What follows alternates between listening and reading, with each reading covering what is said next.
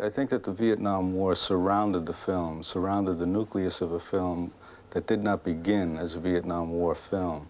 I think that it began more as a film about people, about working class people who are in fact the people who fight the wars in every country of the world. They're the people who do the dying, the suffering, and they're the people who have to go on after the war is long over. I think that I will speak for America, I think that the working people in America have a great deal of courage, have a lot more intelligence than they're normally given credit for, and a lot more dignity. I think that they suffer the tragedy of war and the crises of war in their lives with an amazing amount of courage. I think that they were greatly maligned and characterized by the press during the years of intense feeling about the war as being right-wing or whatever, unfairly. I think that in many cases their motives were quite simple and quite pure. And there is one word that comes out when you talk to a lot of veterans, particularly Special Forces troops, who were in the war, and when you discuss with them at length why they went in, one word comes out sooner or later in every conversation, and that's the word adventure. We have to keep reminding ourselves, I think, that the people who do fight wars are terribly young, and that a lot of these people come from very circumscribed environments, and there is, on the part of many people, a simple desire to go beyond that environment, to find the way out. Hey, wait a minute. What are you thinking of going deer hunting tonight? No, not tonight. I'm getting married tonight. You fucking guys are going deer hunting. Hey, no, we get your legal tucked in bed with Angela. Hey, you guys are all fucking nuts. You know that, don't you? Man. Boy, you're all crazy. Life is over. Yeah, right. Right. You're getting married. We're crazy. It's all right, hey. It's all right. We'll be right there. We'll be right with you, all of us. Won't we? Right? Am I right? Right. Hey, man. Hi. Come on. Come on, you guys. I'm buying the first round this morning. Hey, Stephen, any help you might need tonight, just feel free to call on me. The intention was to have the mill always looming above the trailer, looming above the stores, always rearing itself above the town. I mean, that was an intentional, something intentional. I don't know why exactly. I mean, it's one of the luxuries of filmmaking is that you can kind of indulge your obsession without always explaining it. But we had to create a cold look, and wanted it, of course, to be, to use that much maligned word, as documentary as possible, so that much of the shooting of the early sections of the film were done in long, uninterrupted takes with all of the characters within the frame, which is one of the reasons we used the widescreen format. It allowed us to keep 6 or 7 people on the screen. It reinforced the notion of the group, of the family.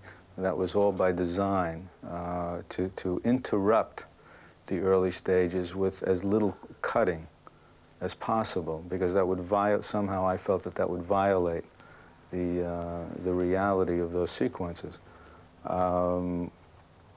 We also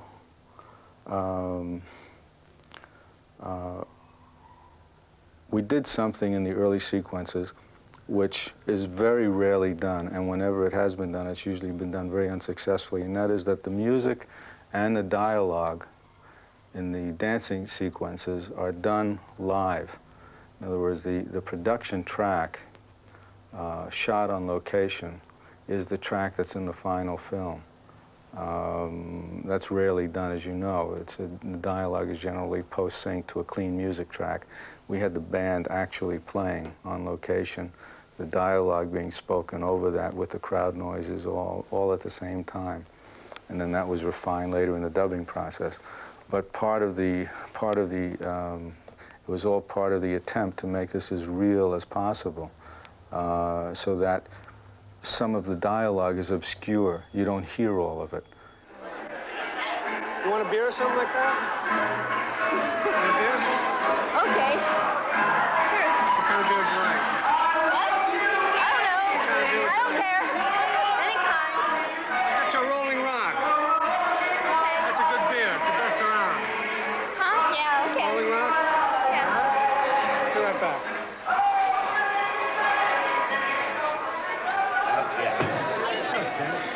That's it. Last battery.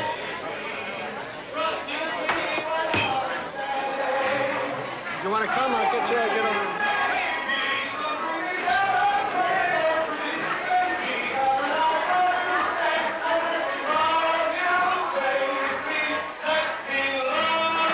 Hey, Jerry. Sorry. Okay. Jerry, give us 2 Rolling Rocks and give me a kiss on it. Okay. It's a wedding, you know. We're supposed to, like, go have fun. You really like Nick a lot, huh? Yeah.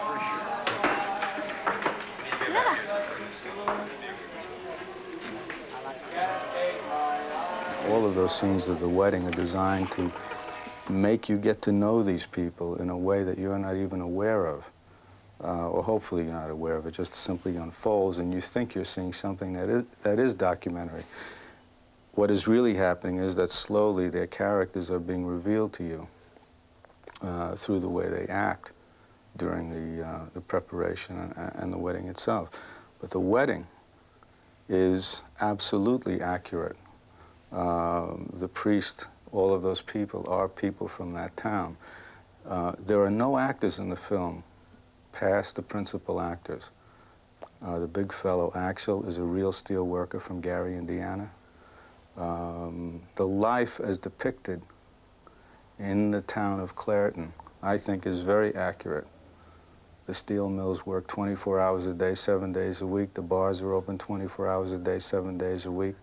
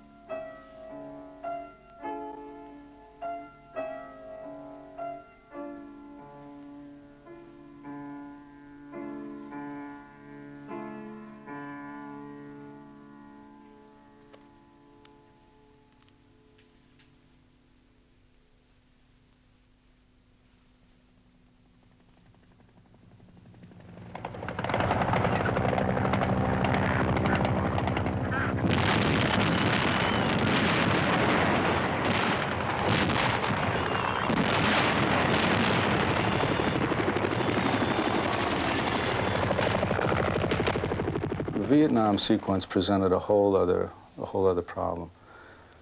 The first and most difficult of which was that in America, it should be remembered that we saw the war on television every single night for over 10 years. We saw it on the afternoon news, we saw it on the evening news. We were inundated with it on every network. After a while, it became another fact of life. It became automatic. I think that our response to it became automatic. In order to do a film about Vietnam, that dealt with Vietnam, and make people feel something, it was necessary to compress the horror of the experience in such a short space of time and shock people into feeling again. And one could not do it in an ordinary way. It was not enough, or would not be enough, in my opinion, to show a mass atrocity of some sort, or a mass bombing raid, or, excuse me, some terrible large-scale Holocaust. That would not do it, because we saw that on television. It was necessary to particularize it in terms of the characters that we had grown to love up until that point, and make it so horrific that people would feel, that they could feel again. The way in which you shock us into feeling in Vietnam, and certainly shocked me into feeling, the people I saw the film with, was by the strength of the sequences, but also by the business of the way the American prisoners were tortured. The central point of the torture was that they were forced to play a game of Russian roulette by the Viet Cong with a real bullet, with the certainty that one or the other of them would get shot, while their guards betted on the result. Now, is that based on something that did happen in Vietnam? Well, first of all, what better way to demonstrate the awful choices that one is presented with in war than to do what you've just described, to put two friends in that situation, two people that you care about and come to know so well, to put them in a position of such a horrible choice. There were and are varying kinds of different sorts of reports about similar type things that have gone on. The fellow who plays Julien in the film The Frenchman was also not an actor, who was with the French in Dien Bien Phu and then lost a friend in Singapore playing a game of this kind. So I'm not making a case, an argument for the fact that this was some sort of thing that went on, you know, throughout Vietnam, or was an integral part of the war, or an integral part of the Vietnamese treatment of American prisoners of war. It was something that appeared to have happened by various reports and seemed to be something that was very, very, very useful in dramatizing the nature of that war, which was a constant anxiety. People put their year in. They sat in the jungles, and sat in the mountaintops, sat in the bunkers, and waited it out. And every minute was full of tension and full of anxiety, and never knowing if you were going to die from one minute to the next. What better way to put the audience in the same frame of mind? How to put the audience in the same state of watchfulness, of anxiety, of anticipation of horror, of something, of not wanting to see more.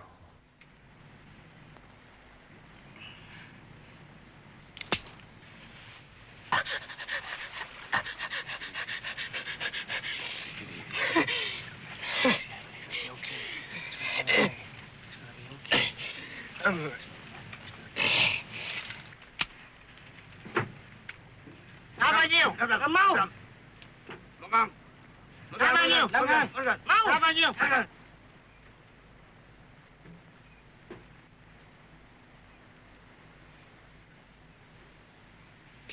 I'm okay. Just it's okay. It's okay. Take it easy, Stevie. Take it easy. We previewed it in Chicago.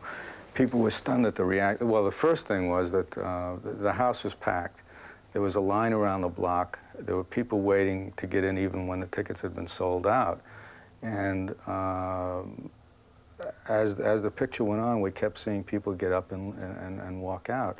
And we thought they were leaving the theater. And we became terrified that they hated it and they, you know, all of the normal preview anxiety. So I had all of my assistants down, and I said, go down and check the lobby and check this and find out what the hell's going on.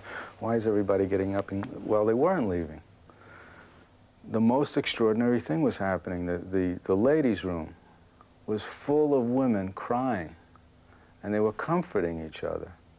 Men were going down into the dark areas of the lobby. They would break down and come back. People would go and absolutely break down and then come back into the theater. And we were stunned and could not react to that and did not know how to react to that. People would come out at the end of a show and say, thank you very much, it was a terrific movie, and get as far as the door and then just absolutely break down. I think it has to do with something other than the fact that it is possibly a good film. I think it has something to do with the reaction to this whole Vietnam experience and that so much was blocked for so long. Somehow the film, in ways that none of us have anticipated or did anticipate, has unlocked something, has unlocked some kind of reaction. And I think perhaps the people who were the most blocked are reacting the strongest, and somehow the film has given them a lever to react and a freedom to react in a way that they haven't done before. White with foam, God bless America, my home, sweet home. God bless America, my home, sweet home. I think just as the people in London came through in the war, after great suffering, the people in Leningrad came through after the war, after great suffering. The people, God knows, in Hanoi, after great suffering, came through, and the people in America came through. People come through.